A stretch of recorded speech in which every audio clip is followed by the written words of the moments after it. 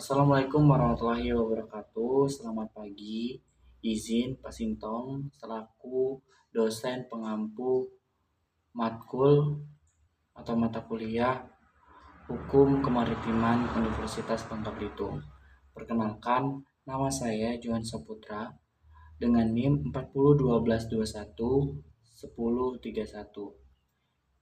Saya berasal dari kelas 5 atau saya berasal dari semester 5 kelas hukum kemaritiman.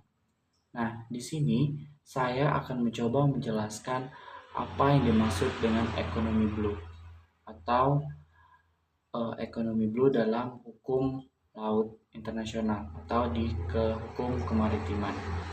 Yang pertama-tama teman-teman, kita harus mengetahui apa itu arti dari blue economy.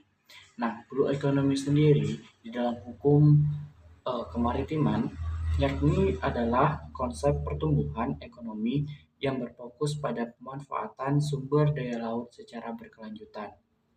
Di Indonesia, ini mencakup sektor perikanan, energi tambarukan, kemudian transportasi laut dengan tujuan meningkatkan kesejahteraan masyarakat sambil menjaga kesehatan ekosistem laut.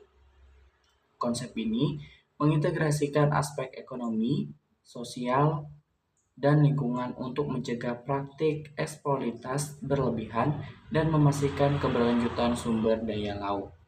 Nah, blue economy diharapkan dapat menciptakan lapangan kerja dan investasi baru serta mendukung pertumbuhan ekonomi yang inklusif dan berkelanjutan di masa yang depan.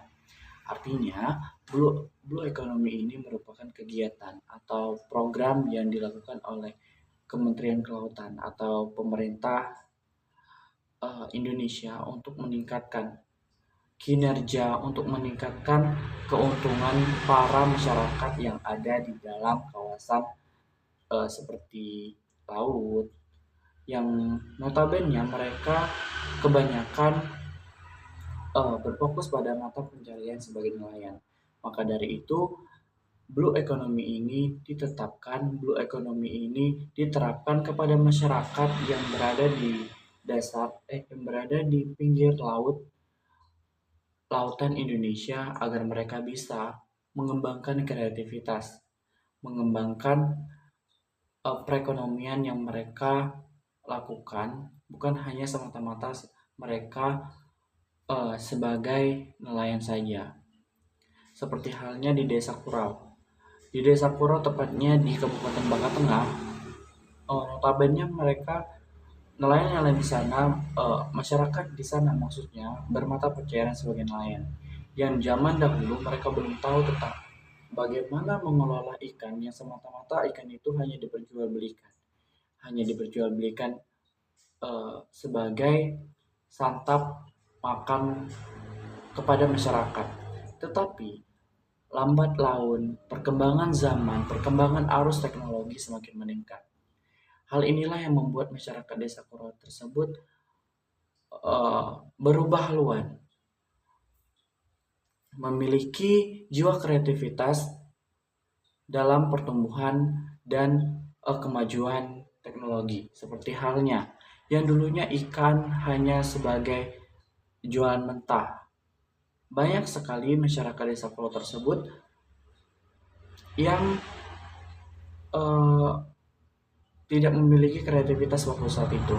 Maka dari itu, munculnya blue economy ini sedikit memberi penjelasan kepada mereka. Oh, bahwasanya ikan ini bukan hanya untuk dijual sebagai ikan mentah saja, tetapi ikan bisa diolah sebagai getas, kemplang, kemudian ada terasi, kemudian kalau di Bangka itu makanan khasnya ada rusip. Nah, dari perkembangan teknologi yang dikembangkan oleh blue economy ini setidaknya meningkatkan perekonomian masyarakat desa Kurau tersebut.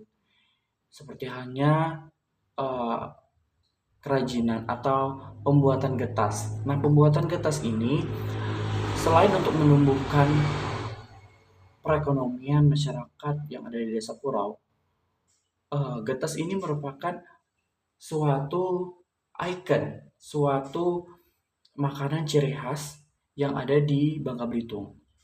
Yang dimana dulunya getas ini mungkin hanya dinikmati oleh orang-orang yang berduit saja dalam tanda kutip. Tetapi masyarakat desa Kurang mengelola ikan-ikan yang dulunya mungkin getas itu kemplang hanya digunakan oleh ikan tenggiri dan notabene ikan tenggiri maksud saya bernilai harga yang cukup tinggi. Tetapi dengan perkembangan zaman, dengan kemajuan teknologi, dengan adanya blue economy ini, masyarakat pesisir mengelola ikan seperti ikan ciu, kemudian ada ikan tamban dan lain sebagainya dikelola menjadi makanan cemilan. Makanan cemilan itu bisa diperjualbelikan tidak hanya dengan harga yang tinggi, mereka juga membanderol dengan harga yang cukup rendah. Mungkin ada beberapa lain contohnya seperti halnya yang saya sebutkan tadi, tapi hanya ini yang dapat saya sampaikan. Apabila ada kata-kata yang kurang berkenan ataupun penjelasan saya yang kurang lengkap, saya minta maaf. Saya akhiri, wabillahi taufiq wal hidayah. Wassalamualaikum warahmatullahi wabarakatuh.